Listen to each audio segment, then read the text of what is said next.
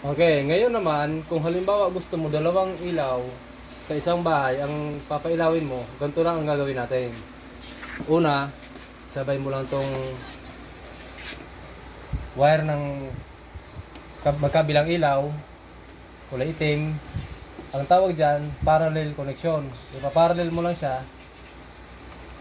Tapos itong isa, puti.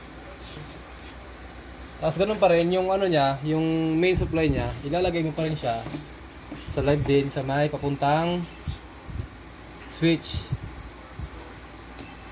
Tapos ang kulay puti ng main supply, itatap mo rin siya sa ground. Ay, sa ground, sa kulay puti ng ano, ng ilaw. Yan. Ito mo ilalagay. Okay.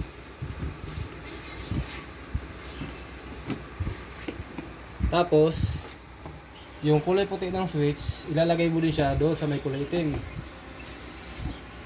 Wala na kasing ibang kulay kaya dapat kulay itim. Timing ng kulay itim din.